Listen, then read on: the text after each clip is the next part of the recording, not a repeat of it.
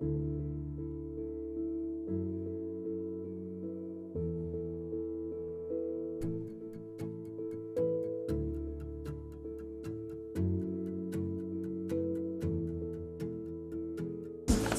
bonjour à tous. Donc moi aussi, j'ai la lourde tâche d'animer un atelier de l'après-midi.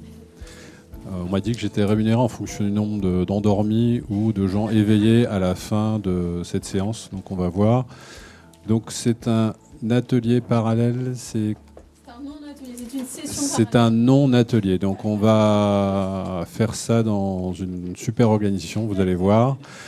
Je vais déjà me présenter, hein, c'est plus poli. Donc Bertrand Houdin, je suis dirigeant de Ceresco. Nous sommes un bureau d'études basé dans la magnifique ville de Lyon, hein, puisque je vous rappelle que les bureaux de conseil à 93,7% sont en région parisienne. Nous sommes en province. Voilà. On est 25 personnes et on traite des sujets uniquement agricoles, agroalimentaires. On fait à peu près une centaine de missions par an, des missions très très variées. En ce moment, moi, c'est quel est l'avenir du lait cru pour les productions de fromage de Savoie et de Franche-Comté, par exemple. Ou, alors j'en ai pas parlé là, mais là, on a fait pour le ministère de l'Agriculture des scénarios sur la bio à 2040. Ou la mise en place d'un dispositif assurantiel pour les transitions. Voilà, un peu innovant. Voilà, on s'amuse beaucoup chez Ceresco. Je serais incapable de vous parler de tous les dossiers qu'on mène, mais à peu près une centaine de dossiers par an. Donc, Cécile m'a contacté et m'a dit tu vas parler d'un sujet rigolo, donc qui est un peu. J'avais pas le contexte effectivement de l'intervenant précédent, donc peut-être que je serais pas complètement raccord avec ce qu'il a dit, mais je vais essayer dans notre exposé de regarder à une échelle européenne. C'est vrai qu'on traite nous souvent plutôt des sujets franco-français, mais dans un contexte international. De la partie, effectivement, réussir la transition écologique ou agroécologique nous concernant, versus autonomie. Est-ce que c'est versus? Est-ce que c'est effectivement, il y a des effets de bord? Est-ce que tout ça se combine bien? Et quelle perspective à 2040?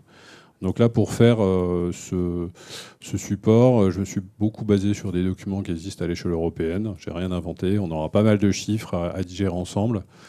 Et peut-être que je vous interrogerai au fur et à mesure pour voir si vous suivez. Je distribue des notes à la fin d'ailleurs. C'est ça hein, qu'on a dit. Et d'ailleurs, tout est enregistré sur la caméra là-bas. Y compris les blagues, les mauvaises blagues qu'on a fait avant d'arriver. Alors, donc, d'abord les enjeux. On regardera aussi où on en est. Encore une fois, j'ai essayé de regarder quelques chiffres. On n'a pas des indicateurs spécifiques sur la partie autonomie notamment, mais quelques données. Et les trajectoires en cours. Qu'est-ce qui s'est passé sur les 10 dernières années? Qu'est-ce qu'on prévoit sur les 10 prochaines? Puisque là, 2040, finalement, comme l'a dit l'intervenant ce matin, on est entre la projection et la prospective. Là, je vais parler pas mal de projection avec beaucoup d'interrogations à la fin. Vous voyez, défis, incertitudes. J'ai hésité à faire une page de défis parce que j'en aurais fait 10. Voilà, Cécile m'a contrainte en disant non, t'en mets que quelques-uns, sinon de faire peur aux gens. Donc on les verra ensemble. Et encore une fois, tout ça est très subjectif et ça vient de notre vision. On pourrait effectivement élargir le débat. Alors les enjeux, pour redéfinir quelques enjeux liés à la transition agroécologique, j'ai retenu trois thématiques. Ce matin, on demandait aux acteurs plutôt 2. Là, j'en ai retenu 3. Bon, j'ai pas fait exprès, mais effectivement, le climat, c'est important pour 2 raisons. Parce que à la fois, l'agriculture est une source de gaz à effet de serre. Donc l'agriculture est contributrice. Mais à la fois, l'agriculture est une des premières victimes de cette évolution climatique. Et on en a également parlé. Attention, animation, mal de mer. Oui, parce qu'on voit bien que globalement, effectivement, les effets de ce réchauffement climatique sont accélérés par rapport à ce qu'on pensait, par rapport aux premières projections, et ça s'accélère encore plus vite en Europe occidentale. Donc, vous le voyez bien dans les médias, les aléas climatiques tendent à s'enchaîner, malheureusement, pour les agriculteurs. Attention, deuxième animation. Il n'y en aura pas beaucoup, hein, vous en faites pas. Également, il y a un enjeu effectivement écologique. On a parlé tout à l'heure, hein, le maintien de la biodiversité, entre autres, parce que effectivement, sans biodiversité, on a du mal aussi à polliniser certaines espèces agricoles. À peu près 75% des espèces sont pollinisées par des pollinisateurs naturels ou par la main de l'homme, sachant qu'on a de plus en plus de variétés autofécondes. La question de la reconquête de la qualité de l'eau, ça va parler à certains acteurs dans la salle, parce qu'effectivement, le lien entre agriculture et pollution diffuse est extrêmement fort. Et la question aussi de la qualité des sols. Il y a une directive sol qui a du mal à sortir à l'échelle européenne. Hein. C'est un enjeu important. Donc voilà, deuxième pôle d'enjeu sur qu'est-ce qu'on peut appeler dans l'écologique. Il y en aurait plein d'autres à développer, j'ai retenu cela. Et puis un dernier enjeu dont on ne parle pas trop, alors c'est peut-être parce que j'ai eu cette sensibilité, je vous ai parlé de l'avenir du lait cru. C'est simplement, quand on a parlé système de santé tout à l'heure, on voit que de plus en plus d'études montrent un lien assez fort entre effectivement les maladies chroniques et les expositions qu'on a eues, y compris avec les aliments. Il y a une étude récente, l'étude Pasture, je ne sais pas si vous en avez entendu parler. Non, Pasture. Pas Pasteur, Pasture, effectivement. En gros, ils ont regardé pendant 15 ans, ils ont fait une cohorte et ils ont regardé comment se développait la protection et l'immunité et les allergies chez les jeunes enfants partout en Europe, notamment en regardant les enfants qui étaient dans les fermes et ce qu'ils mangeaient, et regarder s'ils développaient des problématiques immunitaires ou d'allergie. Et il se trouve qu'effectivement, on retrouve, quand on a des enfants qui sont en ferme et qui restent sur la ferme, on retrouve une sensibilité qui est beaucoup moins forte, et ce qui donne des faisceaux de présomption sur effectivement des expositions qui permettent de réduire un terrain allergique pour la suite. Je rappelle qu'à l'heure actuelle, on parle notamment des Mickey. Vous savez ce que c'est ? Mickey. Des Mickey. Maladie infectieuse chronique de l'intestin. 300 000 personnes. Voilà. On est à plus 6 à 10% par an, et avec une facture justement par rapport à nos systèmes de santé qui tend à s'améliorer, qui tend à s'aggraver. Voilà, donc cet enjeu One Health, on voit bien entre alimentation, santé, lien avec la santé animale. Comme je disais là, sur mes fameux fromages au lait cru, ils sont en train de regarder, s'apercevoir que c'est les transitions alimentaires, donc le fait de changer le régime alimentaire des vaches, qui a un terreau favorable à l'apparition de pathogènes qu'on n'avait pas vus avant, et qui donne lieu effectivement à une transmission aux consommateurs.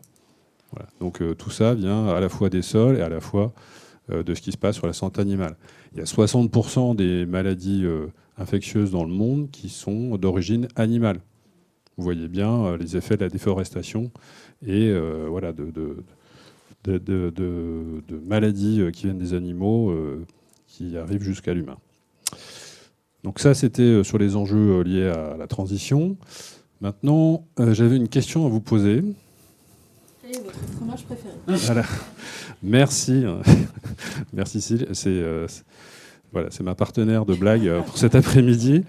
D'après vous, quand on parle d'autonomie européenne, est-ce que à l'échelle européenne, j'ai bien à l'échelle européenne, on a des échanges commerciaux qui sont plutôt excédentaires ou plutôt des importations qui dominent ?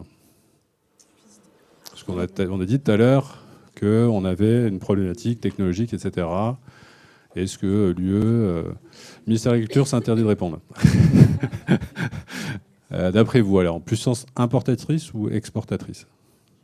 Question à vous. Oui, madame. Je ne suis pas du tout une experte, mais il me semblait que parce qu'on exporte beaucoup, on est obligé d'importer un certain nombre de choses. Parce qu'en fait, on a une stratégie agricole d'exportation. Eh ben, on va le voir, pour pas trop le rentrer dans le détail, mais on va le voir après, oui. Donc d'après vous, on exporte beaucoup, on importe beaucoup, et on a une balance à peu près nulle, ou on est plutôt super exportateur? Super exportateur. Super exportateur? Non, non. En Europe, la France est un pays, je crois, très agricole par rapport à la moyenne européenne. Et globalement, en France, on exporte du blé et du lait et tout ce qui est produits laitiers. Au-delà de ça, on est un peu de patates, mais ça reste local. Et au-delà de ça, on est plutôt importateur. Plutôt importateur. Ouais. Je parlais du E. Donc là, le monsieur a dit, nous, on est plutôt fort en balance en France, et on n'est pas forcément représentatif des autres pays. Et donc, on a dit quelques produits exportés. Jurassien, bravo pour le fromage. Il y a des Savoyards aussi dans la salle? Bravo les Savoyards.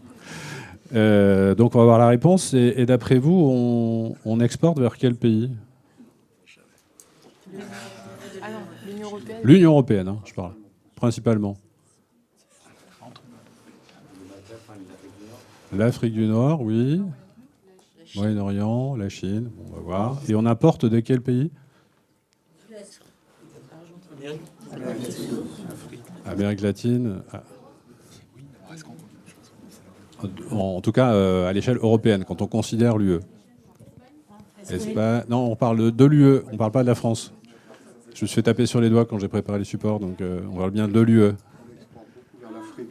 On exporte. Bon, on va voir les résultats. Parce que c'est des résultats un peu globaux, hein, forcément, le diable est dans les détails. Donc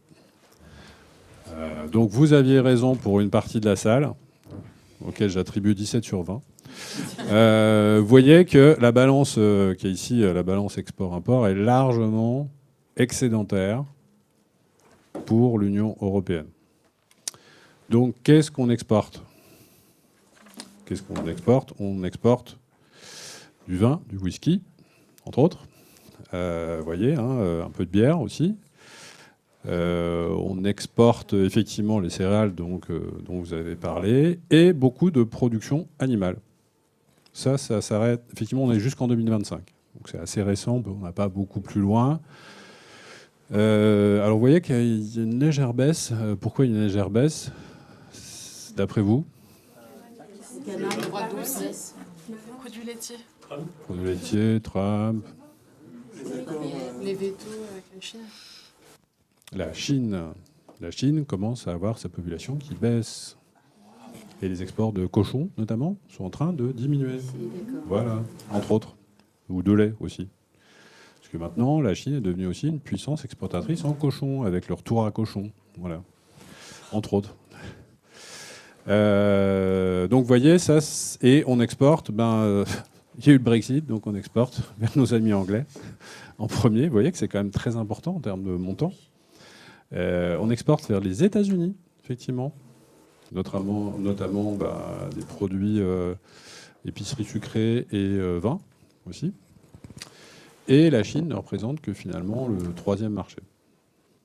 C'est assez récent, la Chine était un petit peu mieux placée avant.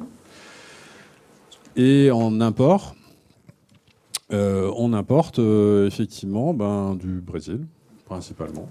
Donc, et Brésil, on va importer notamment fruits et noix, entre autres. Hein, et en partie café. Voilà, on importe pas mal, effectivement, tout ce qu'on n'arrive pas à produire pour l'instant. Pour ça, vous savez qu'il y a des recherches en termes biotechnologiques pour produire des molécules de chocolat et autres. Hein. Enfin, de cacao, qui remplacent la flaveur du cacao. Fruits et noix et huiles végétales, notamment notre fameuse huile de tournesol qui nous a tant manqué en 2022. Oui. Est-ce que tous les chiffres ici prennent en compte les importations pour intrants? Non, là c'est uniquement l'autonomie alimentaire. On va parler des facteurs de production, intrants, phyto et autres, juste après.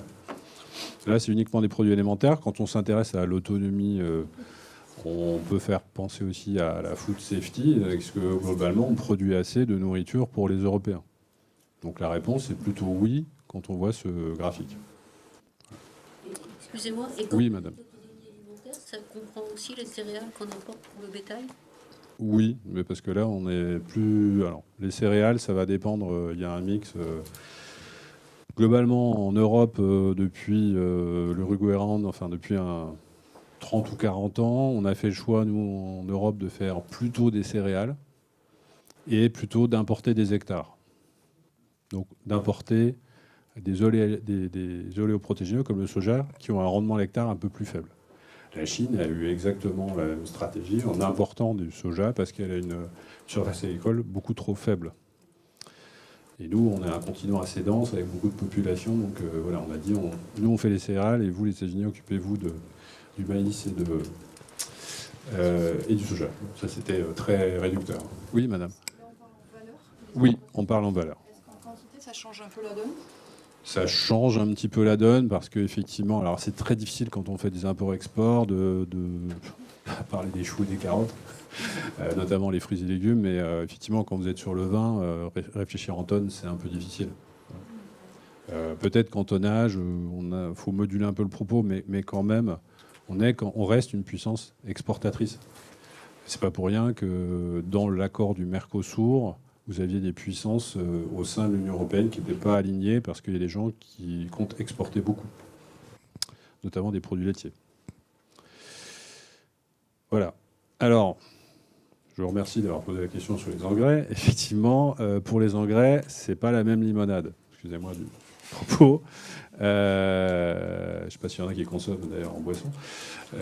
C'est que effectivement l'autonomie reste assez faible. Vous voyez à l'échelle européenne, aux alentours d'un tiers globalement d'importation. L'échelle française, on est plutôt 66-70%. Hein, et c'est encore pire effectivement pour donc là c'était pour les engrais azotés minéraux qui sont la principale source de GES notamment. Qu'il faut beaucoup d'énergie pour extraire l'azote de l'air, un peu compliqué. Et c'est pareil pour les engrais phosphatés, dont vous entendez parler avec cette fameuse polémique sur le cadmium. Ne me posez pas de questions dessus, je ne suis pas expert.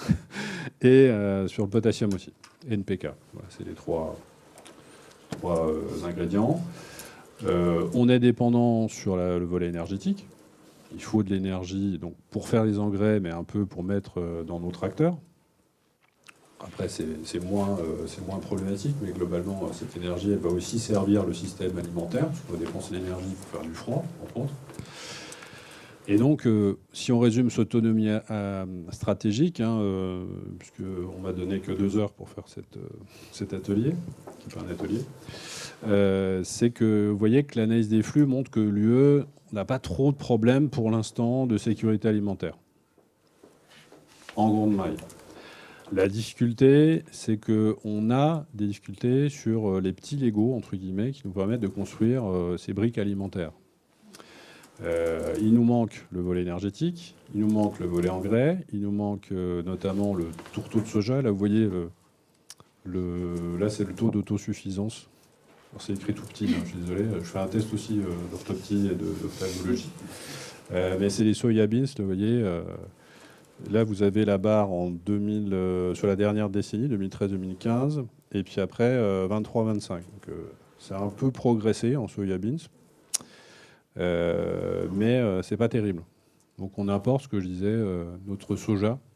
Donc, c'est des protéines, tourteau de soja. On réexporte sous forme de céréales après. Ça, c'est une autre histoire. Sous forme de lait aussi. Donc, tourteau de soja. Et dernier point auquel on ne pense jamais, peut-être, c'est les acides aminés. Qui servent pourquoi? Alors, vous ne prenez pas de bol d'acides aminés normalement le matin, enfin, sauf peut-être certains d'entre vous, voilà, qui sont jaunes fluo aujourd'hui. Pourquoi on prend des acides aminés? On en consomme beaucoup. On consomme beaucoup d'acides aminés en Europe. Là, je vous colle. C'est pour les protéines. L'alimentation animale. Voilà, exactement. Notamment, il y en a 3. Le troisième, je l'oublie toujours, mais entre guillemets, lysine et méthionine, notamment. L'autre, c'est tréonine ou un truc comme ça. Et il se trouve que là, on a des gros déficits parce qu'il y a un pays qui s'appelle la Chine, voilà, qui a développé des industries à bas coût. Enfin, à bas coût, à forte compétitivité, donc très fortement subventionnées pour écrabouiller l'industrie alimentaire à ce niveau-là, à l'échelle internationale.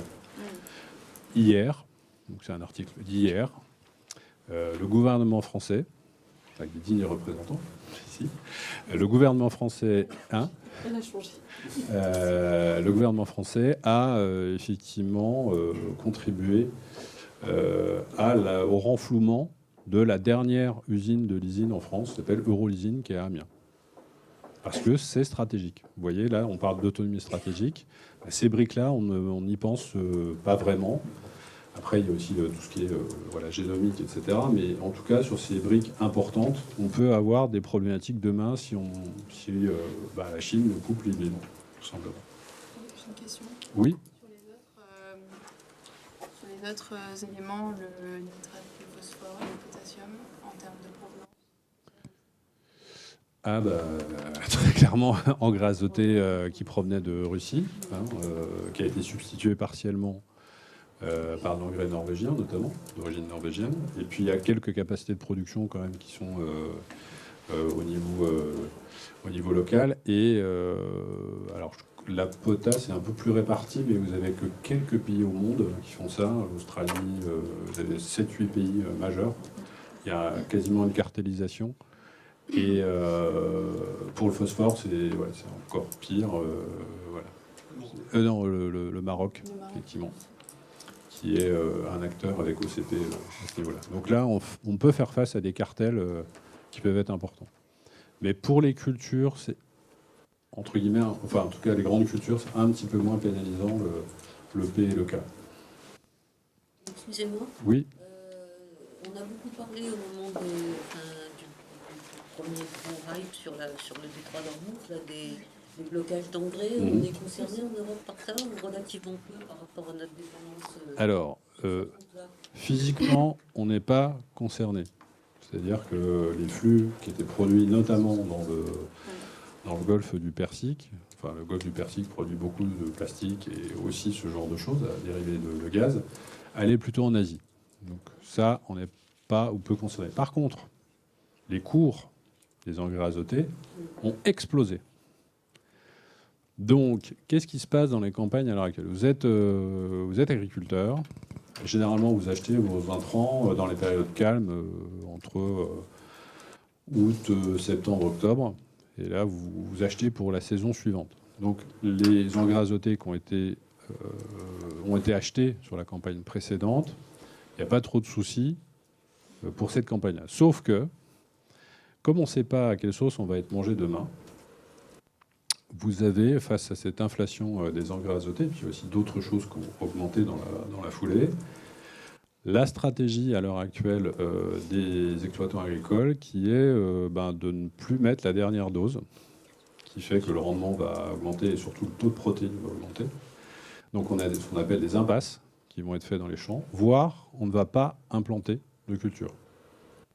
Parce que, on le développera après, mais à l'heure actuelle, j'ai dit tout à l'heure que la Chine s'était un peu retirée du marché des matières premières, et le cours du blé n'a pas augmenté comme il devrait l'être. Voilà, puisqu'en plus, il a plu aux États-Unis, enfin, il y a tout un tas de conjonctures qui font que, globalement, les signaux pour les agriculteurs sont globalement un maintien de la valeur aux alentours de 200 € tonne, alors que les prix qui composent ce 200 € tonne ont explosé. Donc vous avez, notamment dans le sud-ouest, des gens qui n'ont pas implanté de culture de maïs. Oui. Je ne suis pas experte, mais j'avais cru comprendre que l'agence de l'eau, en tout cas c'est Normandie, avait dit qu'il y avait suffisamment d'azote dans les sols pour éviter de remettre de l'engrais azoté dans nos cultures. Alors, dans les reliquats azotés, ouais. Conscience, qu'on est dans quoi là ? Dans le mythe ou dans le... Alors, il existe des reliquats azotés suivant la culture précédente qu'on a. Ça va dépendre de situations individuelles. C'est extrêmement difficile de généraliser, mais on a effectivement, on se pose ces questions-là aussi quand on essaye de réduire effectivement les produits phyto et les doses. Je trouve que globalement, je crois qu'il y a 85%, il ne faut pas que ça sorte de cette salle, je sais pas si... mais 85% effectivement des agriculteurs qui surdoseraient globalement le rapport azoté, parce que pour eux c'est une garantie qu'ils prennent entre guillemets en termes de rendement et aussi de leur taux de protéines. Donc, ce qui fait qu'effectivement, quelquefois, on a du surplus. Mais là, cette année, ça ne va pas du tout être le cas, hein, parce qu'il va y avoir des impasses d'azote, donc ça va réduire drastiquement cette problématique. C'est bon? Tout va bien? J'en ai perdu combien? Donc, là, je me suis interrogé sur... et là, c'est un peu, moi, des ressentis de ce qu'on me dit quand on parle d'autonomie, de ce qu'on me dit quand on parle de transition. Généralement, pour faire la transition, je vais essayer de désintensifier, de modifier mes assolements et d'avoir plus de rotation, de diversifier. Donc ça nécessite derrière aussi des marchés, pas toujours évident, parce que je vais avoir notamment des céréales secondaires. Donc vous ne mangez pas tous du petit épaule au petit-déj, pour l'instant. Et je n'ai pas toujours les filières qui vont en face. Alors que d'un autre côté, quand on parle d'autonomie stratégique et de souveraineté alimentaire, là aussi ça dépend de ce qu'on entend, mais bien souvent la stratégie est plutôt de dire il faut que j'assure les rendements, notamment les producteurs qui vont dire il faut que je rajoute un petit peu plus d'azote pour être sûr d'être au taquet du rendement. Donc je veux produire des tonnes et on a une stratégie aussi de spécialisation, voire d'intensification. Notamment parce que je cherche à sécuriser mes rendements. Par exemple, je vais investir dans un système d'irrigation. L'eau, ça coûte extrêmement cher, contrairement à ce qu'on pense. Et donc, je vais intérêt à avoir à intensifier mes pratiques pour rentabiliser mon investissement. Donc, à ce niveau-là, on n'a pas forcément vous voyez, avec les stratégies peuvent être un peu dissociées. La question qu'on peut se poser, c'est la question effectivement de la robustesse ou la résilience. Est-ce qu'on ne va pas avoir... On voit que dans la stratégie à gauche de transition, on cherche à diversifier, donc réduire un peu le risque. Donc on va être un petit peu plus résilient. Mais attention, certaines pratiques sont plus climato-sensibles. Quand je vais notamment être 100% herbe, par exemple, le jour où j'ai une sécheresse, ça ne pardonne pas. Alors que des systèmes intensifs, parfois, je peux acheter de la nourriture, il n'y a pas de problème. Donc la vérité n'est jamais simple. Et puis de l'autre, je vais aussi commencer à m'interroger, même dans ces stratégies d'autonomie alimentaire, d'essayer de réduire mes chocs. Donc j'ai des stratégies soit technosolutionnistes, soit la stratégie d'hydro-intensification. Je ne sais pas si ça se dit, mais vous avez compris. Mais je peux peut-être aussi me dire, tiens, je vais essayer de temps en temps d'avoir des assolements un peu marginaux, 10-20%, et de réduire mon risque. Ça commence à se voir. Et puis on parlera aussi effectivement de la capacité de certains acteurs à aller vers ce qu'on appelle une troisième voie. Et on voit qu'on a des impacts potentiels assez importants dans ces deux modèles économiques qui s'affrontent un peu. D'un côté, on a possible perte de rendement, mais de réduction de charge. Effectivement, l'azote que je ne vais pas mettre, forcément, ça va me coûter moins cher. Et possible aussi perte de compétitivité face aux importations. Et ça pose des questions pour savoir si... j'espère que tu me poseras la question. Non, savoir si cette transition-là, on l'a fait dans un système complètement ouvert ou si à un moment donné, on verrouille certaines choses. Mais j'ai des externalités, effectivement, positives, plus. Et de l'autre, j'ai ce qu'on a dit, des investissements plus importants, mais on a aussi une exposition très forte aux cours mondiaux parce qu'on cherche à être très compétitif et à être présent sur des marchés, notamment export. Vous disiez tout à l'heure, attention, on exporte beaucoup, mais on est obligé d'importer de l'autre côté. Par contre, ça permet aussi d'avoir des prix pour les consommateurs qui sont plus maîtrisés. Même si le prix du produit agricole, au final, il va être entre 7 et 15%. La matière première agricole ne pèse qu'entre 7 et 15% du produit final prix consommateur. Et on met des externalités positives plus ou moins parce que, on va le voir, il y a une agriculture conventionnelle qui cherche aussi à se verdir petit à petit. Donc vous voyez, compatibilité entre transition et autonomie, pour l'instant, moi j'ai pas une convergence absolue. Encore une fois, c'est ma vision des choses. Alors, état des lieux. J'ai pas du tout regardé le chrono, madame. Vas-y. Merci. Vous sentez la confiance qui règne entre nous deux. Alors, état des lieux 2026, et qu'est-ce qu'on voit, qu'est-ce qu'on a vu précédemment. Donc, pour l'agriculture conventionnelle, quelles sont les trajectoires qu'on voit, notamment par rapport à l'azote? Vous avez les documents qui montrent que globalement, à l'échelle encore une fois, c'est à l'échelle européenne. Donc, chouette, bonne nouvelle, ça baisse. Ça baisse pas beaucoup. Et ça baisse. C'est le tonnage d'azote à l'échelle de l'UE en millions de tonnes. Moi, je ne raisonne qu'en millions de tonnes. Je ne vois rien. Donc on voit que globalement, ça a diminué. Alors pourquoi ça a diminué là, d'après vous? Un petit peu. Et pourquoi ça diminue beaucoup là? Là, 2018 et 2021 en haut, puis... voilà. Donc sur une première période, 2017-2021, et après, pourquoi ça s'infléchit beaucoup en 2022? Voilà, crise de l'Ukraine, explosion des prix d'énergie. Donc ça, on voit bien qu'il y a un effet économique extrêmement fort. Et là, pourquoi ça a baissé un petit peu? Pourquoi là, globalement, on met un peu moins d'azote en période un peu depuis 2017 sur 5 ans? Eh bien, c'est des stratégies étatiques, globalement. Et puis la montée aussi de l'agriculture bio, qui a des effets quand même. Stratégie étatique, vous voyez notamment par rapport à l'Allemagne. Un pays qui a... Oui, non, vous leviez votre stylo, d'accord. Notamment par rapport à l'Allemagne, qui a pas mal diminué, qui a une stratégie assez forte de désintensification, contrairement à ce qu'on pense. Voilà. Et vous voyez, à contrario, des ex-PECO, les ex-pays de l'Europe de l'Est, qui, eux, commencent à beaucoup plus avoir un rattrapage, entre guillemets, au niveau de l'azote. Et même chose pour l'Albanie et la Turquie, qui peuvent être des concurrents aussi à ce niveau-là. Donc vous avez une vase communicante entre certains pays qui augmentent, d'autres qui baissent, mais la tendance était un peu à la baisse quand même. Oui. La France, elle est là, ici, là. Oui. On compare à la production. Est-ce que, en fait, je veux dire, là, ce chiffre, il dit pas grand-chose si on n'a pas en rapport la production d'agriculture et que peut-être que, du coup, en fait, c'est simplement qu'on a baissé, on a eu un rendement plus faible en agriculture. Et bon, on va le voir après. Des anticipations. Là, c'est effectivement sur la consommation. Il y a aussi une légère tendance à la substitution engrais azoté minéral, donc celui qui pollue un max au niveau des gestes, et engrais organique.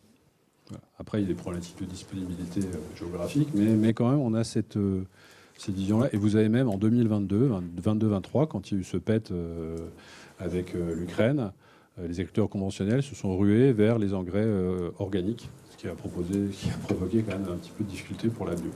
Qu'est-ce qu'on a comme engrais organique, par exemple? Alors, du lisier de porc, du fumier de vache, des fientes de poulet, voilà, des plumes, voilà, c'est tout ce qui vient de l'animal. Donc, sans l'agriculture bio, vous avez des scénarios sur l'agriculture bio à 2050 et autres. Sans production animale, on ne peut pas faire tourner l'agriculture.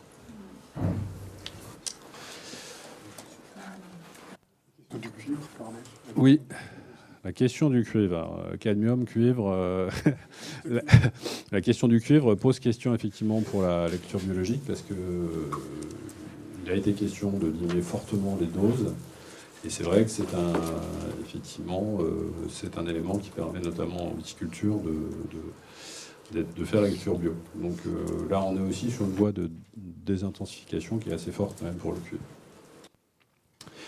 Là, c'est sur la concentration en pesticides, l'évolution aussi. Ça, c'est la moyenne de la concentration par hectare.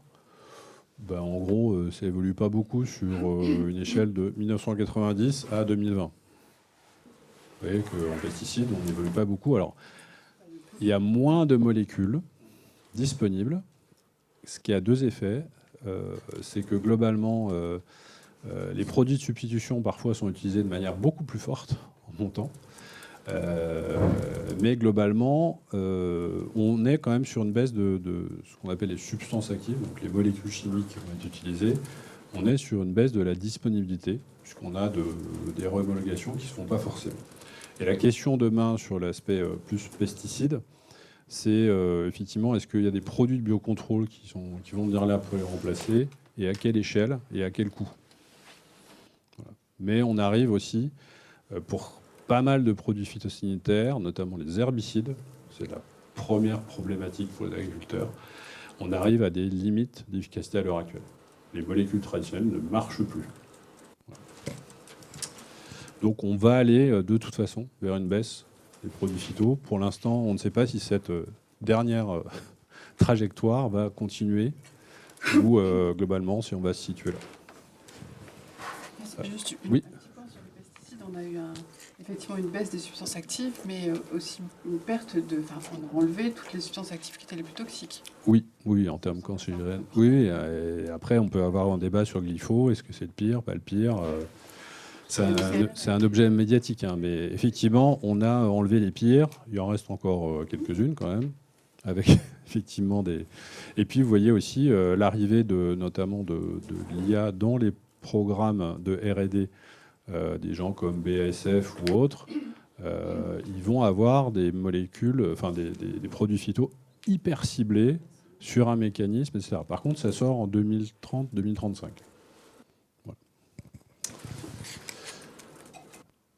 Alors, pour répondre à la question, oui, mais on produit moins, peut-être. Oui, on produit moins. Notamment en produits végétaux. Qu'est-ce qu'on constate, notamment pour l'évolution des grandes cultures? Donc, vous avez ici blé, orge, maïs et les céréales dites secondaires. Et globalement, vous constatez une baisse de la quantité produite qui est liée, alors j'ai bien regardé, qui est liée à la baisse des surfaces, d'une part, et baisse des rendements. Donc on a bien une baisse des rendements à l'heure actuelle pour des raisons climatiques et pour des raisons aussi de moindre fertilisation. À l'échelle française, moi, les chiffres que j'ai, c'est que globalement, les rendements se maintiennent plus ou moins avec des aléas extrêmement forts comme on n'avait jamais vu. Mais c'est le progrès génétique sur les céréales majoritaires qui permet de gommer les aléas, pour l'instant. Mais on est sur une stabilisation au prix de beaucoup d'investissements. Sur toutes les céréales ou les produits comme les protéagineux où il y a eu un déficit d'investissement génétique, là on est sur des baisses de rendement face aux aléas. Ce qui pose d'ailleurs question. Mais vous voyez que ça va être l'avenir. En gros, vous voyez que ici, notamment les puces et notamment les protéagineux, c'est ce qui prend le pas à l'heure actuelle en termes de surface. Alors, mais vous êtes sur une baisse de rendement. Donc, les tonnes produites par l'agriculture européenne sont en train de diminuer au niveau végétal. Je schématise, bien sûr. Vous avez ici le tournesol et vous voyez, la production de soja, on essaye de réagir, mais il faut beaucoup de surface, donc puis il faut de l'eau pour le soja. Ça, c'est la betterave. Ça diminue. Hein colza, pardon. Merci. Et vous voyez que c'est un effet quand même, voilà, ces aléas et cette baisse de production. Ici, vous avez en France les revenus agricoles. Donc, ce que touchent les agriculteurs, c'est ramener effectivement à une unité de travail non salariée, donc normalement les agriculteurs ou ses associés. Et vous voyez qu'on a des chutes ici. Les céréaliers qui étaient entre guillemets perçus comme les nantis, à l'heure actuelle, c'est le secteur qui souffre le plus depuis 4 ans en France. Et cette année ne va pas faire exception. Et vous avez donc, à l'heure actuelle, dans ces évolutions, on parle effectivement de désintensification, on produit moins de tonnes. Donc, dans un contexte où la Chine n'achète plus sur ses matières premières, qui ne tire plus les prix vers le haut, ça pose des soucis de modèle économique, parce que quand on désintensifie et que le prix reste le même, eh ben, il y a de la casse sociale et économique qui ne se voit pas. Vous ne les voyez pas, les agriculteurs encore, mais dans les campagnes, ça se restructure à une vitesse démentielle. C'est juste pour remonter le moral. Mais c'est ce qui se passe. Oui. Là, il faut que j'accélère. Voilà. Alors, qu'est-ce qui se passe aussi pour la bio quand on se met, là, c'est sur 2004-2024. J'ai pas la fin de la légende, mais la fin, c'est 2024. C'est pour relativiser. On parle de la crise de la bio, mais la bio, ça a beaucoup progressé. Donc, vous voyez, ça, ce sont les surfaces. On a eu une évolution extrêmement forte. Pour certains, on arrive à des plateaux, comme l'Autriche, on est à 35%. On a une croissance forte depuis 20 ans et on est plutôt en phase de consolidation à l'heure actuelle, pour de multiples raisons. Je pense que vous pouvez me poser la question après, je pourrais vous répondre. Mais c'est vrai que suivant les pays, vous avez ici les surfaces et de l'autre le taux de pénétration. Ce n'est pas le taux de pénétration du marché, hein. Je dis bien sur la culture. Vous avez des pays qui surperforment, bon, l'Autriche, parce que effectivement tout ce qui est produits laitiers, etc., sont pas quasiment bio, mais presque. Mais vous avez l'Italie qui performe beaucoup, notamment en fruits et légumes et en vin. Et nous, on est à peu près au milieu du gué, voilà, 10% à peu près, à ce niveau-là des surfaces qui sont en bio. Donc, après, il y a des effets de seuil, on n'arrive pas à monter plus haut parce que là, il y a le marché qui coince. Donc on est face à un plafond de verre. En termes de conso, on est plutôt de l'ordre voilà, en France, entre 4 et 5%. Pour les pays les plus avancés comme le Danemark et l'Autriche, on est à 10-11%. Alors, d'autres formes d'agriculture que la bio et le conventionnel. L'agriculture régénérative, on en parle beaucoup. La question qui va se poser, je ne vais pas peut-être m'apesantir dessus, mais est-ce que c'est le standard de 2040, qui est poussé notamment par plutôt des grandes entreprises? Voilà, donc ça c'est pour la situation sur l'aspect production, j'étais assez schématique. Maintenant sur l'aspect consommation, est-ce qu'on prend le bon chemin? J'ai oublié de parler du titre. Alors là, vous voyez, on a parlé d'une problématique démographique. Alors ça a deux effets. D'un côté, vous avez moins de consommateurs éventuellement en Europe. Tout va dépendre effectivement de la politique migratoire qu'on va avoir. Ça a été dit ce matin. Je ne vais pas le répéter ici, mais en tout cas, on aura peut-être un peu moins de consommation. Et comme on vieillit, quand vous vieillissez, vous mangez moins. Sauf moi. Mais en tout cas, normalement, vous mangez moins, vous réduisez vos portions. Donc il va y avoir un effet mécanique sur les protéines ou les substrats carbonés que vous allez manger. Et puis après, il y a aussi un autre effet qui est normalement, quand vous êtes effectivement vous avez moins de population, il y a moins de pression sur les aspects logement et un peu moins de pression aussi sur les terres au final. Ça se verra beaucoup plus tard. Et qu'est-ce qu'on consomme? Là aussi, c'est à l'échelle européenne. À gauche, vous avez la consommation de protéines laitières. La première barre, c'est la moyenne 2013-2015. La deuxième, c'est 2023-2025. Et la troisième, c'est les projections de l'Union européenne à 2035. Donc, sur le lait, on est plutôt en croissance. On est en croissance, pourquoi? Pour qu'on consomme plus de produits laitiers. Mis à part parce qu'il y a des fanats de skieurs dans la salle. Hein? Fromage, oui. Et le fromage remplace notamment la viande dans les plats, en partie. Et vous avez aussi, globalement, une mode aussi à la whey protéine. Vous avez les produits, pour ceux qui, comme moi, font beaucoup de muscu, sont ingérés. Donc ça, le lait, on augmente. À droite, là, c'est la consommation, pareil. Jusque-là, c'est projeté. Vous voyez que globalement, on diminue un peu la consommation par habitant à l'échelle européenne. J'ai bien à l'échelle européenne, la situation française est un peu différente. On diminue la consommation de viande. Donc est-ce qu'on prend le bon chemin en termes de conso? Plutôt oui. Après, il faudra voir qu'est-ce qui va entre la balance produits laitiers et produits carnés, qu'est-ce que ça va donner? Sachant que la situation notamment nutritionnelle, vous avez les IMC ici, des populations européennes, est assez contrastée en termes de régime alimentaire. Vous avez vu, Italie, sur un IMC moyen qui est aux alentours de 25. Donc normalement, on devrait être là, entre 18 pour les femmes, 18,5 et 25. Alors, on est à peu près tous en surpoids, si on prend la moyenne. Et la France, on n'est pas si mal aussi ici. Vous voyez que... Oui. J'avais une question par rapport à la neutralité carbone. Oui. J'avais vu un chiffre comme quoi, justement, le remplacement de la consommation de viande par la consommation de fromage n'était pas forcément quelque chose de positif. Alors, tout dépend effectivement du rendement par hectare, du mode de production qu'on va avoir, parce qu'effectivement, vous avez une vache qui produit du lait. Alors attention, une vache qui produit du lait, ça produit beaucoup de lait par rapport à une vache qui produit de la viande. Donc, mais effectivement, l'effet n'est pas nul, comme vous l'avez dit. Et après, l'avantage aussi, c'est que la vache laitière, elle va servir à la viande aussi. Donc il y a un coproduit viande en plus. Mais globalement, dans l'idéal, il faudrait quand même avoir presque en France que du cheptel laitier. Je suis désolé de dire ça pour les amateurs de chair au lait. Et manger des œufs. Voilà. Sur la trajectoire 2005. Et exporter la viande. Exporter la viande, non, mais si on a une volonté d'autosuffisance, c'est surtout ne pas l'importer. Parce que là, ce qui se passe à l'heure actuelle, c'est qu'on a tendance à importer du cheptel laitier qui est moins cher, entre autres, et on importe des gaz à effet de serre, un peu comme dans l'industrie. Oui.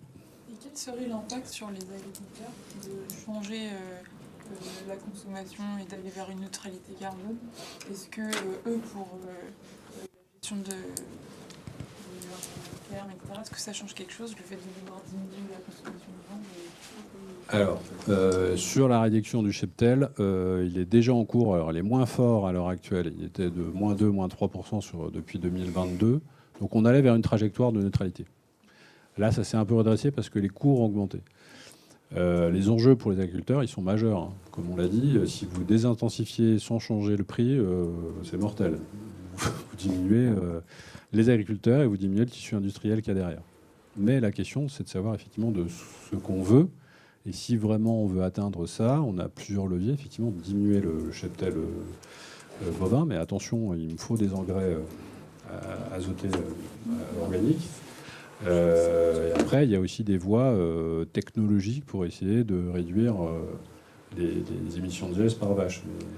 Mais normalement, si je suis dans une stratégie uniquement GES, il faudrait que j'intensifie et que je mette dans des ateliers et pas à l'air libre, quoi. Voilà. Donc ça dépend. Nous, on veut à chaque fois tenir tous les objectifs et c'est un peu compliqué. Je poursuis, sinon je vais me faire tuer. Donc, consommation UE, on a dit, voilà, on a le label bio qui est le seul label qui arrive finalement à valoriser à l'heure actuelle des méthodes vertueuses. On a l'agriculture régénérative effectivement qui pousse. Il y a plusieurs autres labels qui existent et qui perturbent un peu la lecture du consommateur. Mais à l'heure actuelle, personne ne paye la transition. Enfin, personne ne paye la transition. En tout cas, la transition alternative quand on n'est pas dans le modèle du bio. C'est-à-dire que la prime au producteur, quand on est justement sur l'agriculture régénérative ou autre, ou même des labels bas carbone, ça existe. Ça marche sur 3% ou 2% de la production. Et cette prime, on va la distribuer à une partie des agriculteurs. Donc il y a un effet volume qui n'est pas suffisant à l'heure actuelle. Le marché, le consommateur n'achète pas plus un produit parce qu'il est marqué en termes écologiques. Voilà. Et en termes politiques, là encore, la transition, elle peut être payée par le consommateur, mais elle peut être payée aussi par nous, citoyens. Donc avec des politiques environnementales qui peuvent avoir des exigences réglementaires, mais il faut aussi qu'il y ait un accompagnement. Il y a une remise en cause, effectivement, vous l'avez vu depuis ces 2 ou 3 dernières années, du Green Deal, parce qu'il y a eu des crises agricoles, enfin, il y a tout un tas de multifactoriels. La remise en cause du MACF, mais pour l'instant qui n'est pas complètement remise en cause.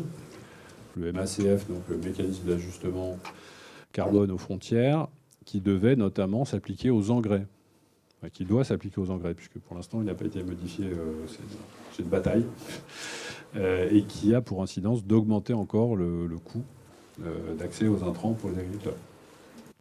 Donc là, il y a vraiment des grosses batailles à l'heure actuelle. Là, c'est là où les agriculteurs disent attendez, il faut penser souveraineté, et nous, on va être de moins en moins compétitifs, alors qu'on est en train, vous avez vu les résultats économiques, pour certains, de mourir.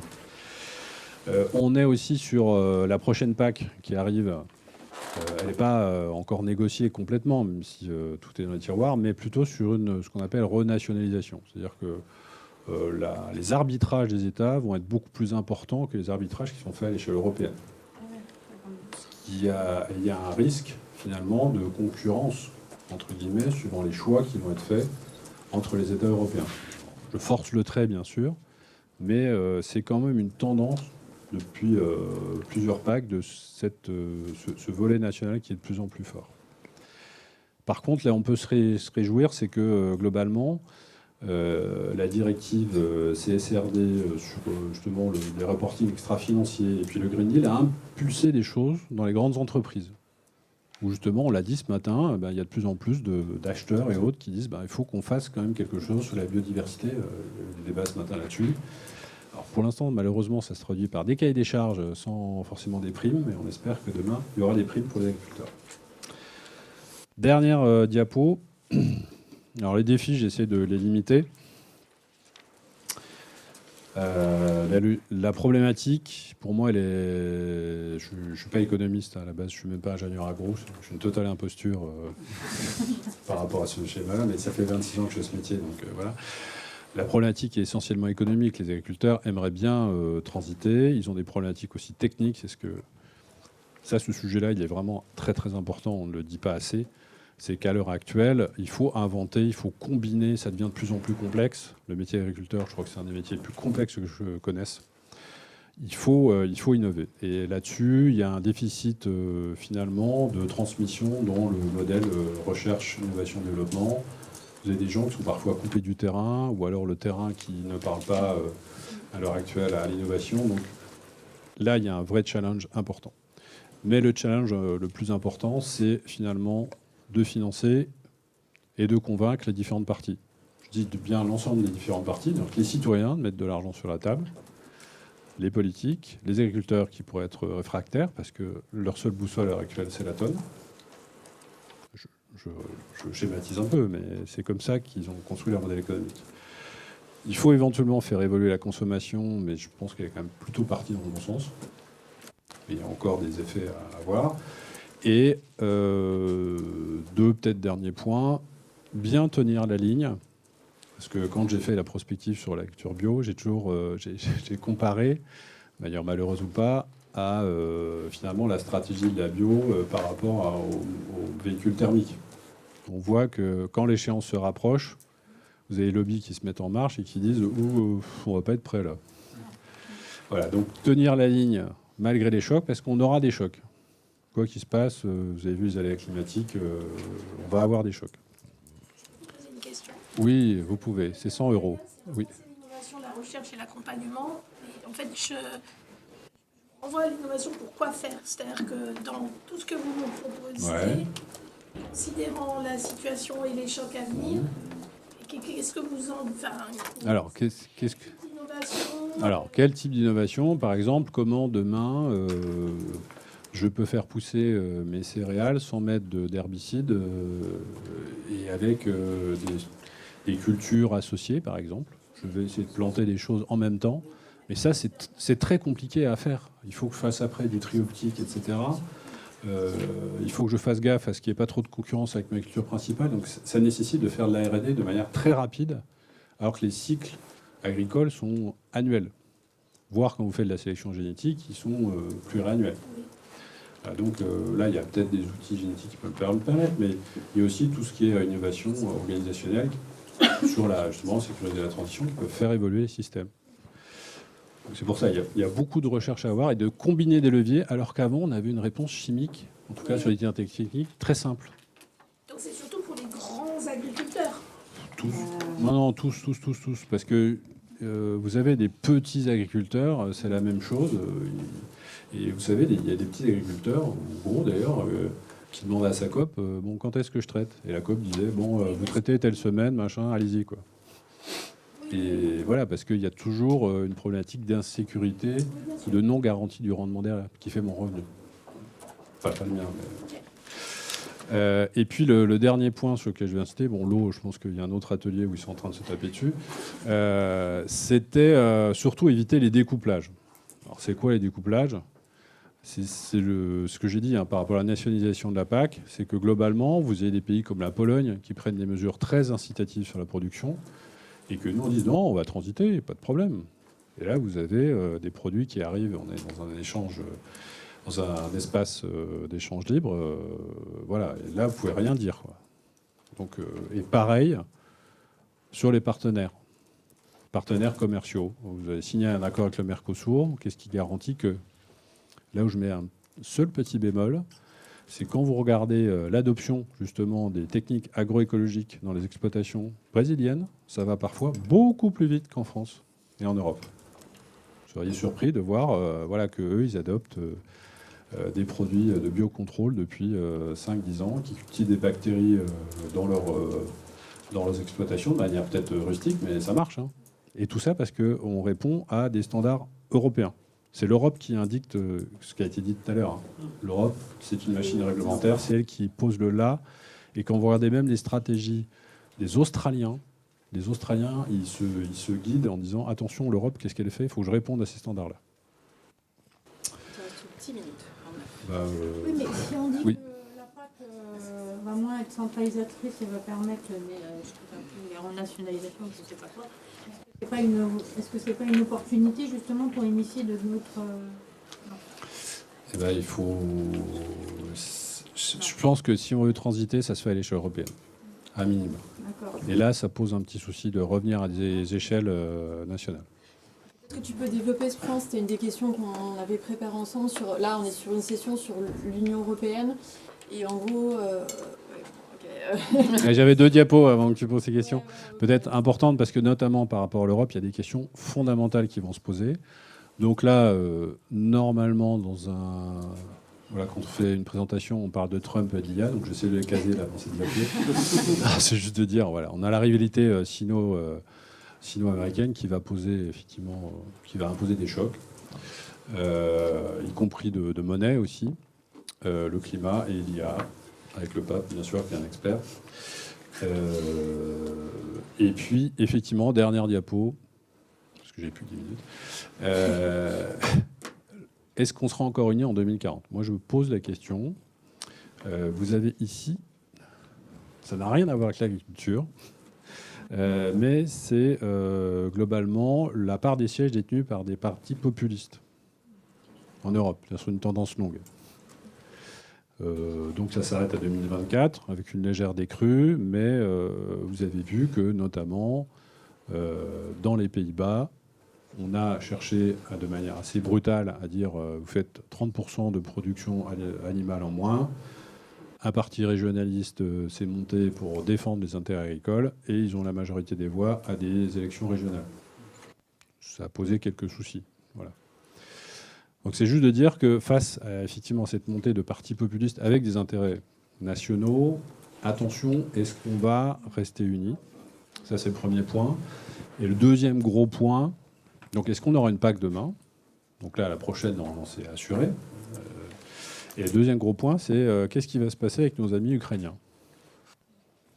Quelle est la taille de la plus grosse exploitation agricole ukrainienne? Je vous rappelle, une taille, pour les gens qui font des céréales en France, 137 hectares en 2024. Hein? Il y a la réponse, c'est marqué. Magnifique, merci. Il y en a un qui suit. Je te remercie. Voilà, je me suis auto-piégé.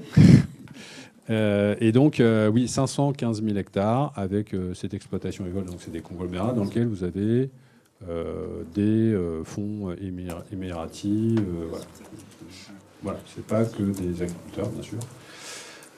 Mais on a voilà, la surface en céréales et holoprotéagineux de l'Ukraine est globalement, retenez le chiffre, de 2 fois plus forte que la France, qui est le principal pays agricole européen. 25%, la France, c'est 25% de l'UE. Et l'Ukraine voilà, arrive avec beaucoup de surface et des céréales pas chères. Voilà.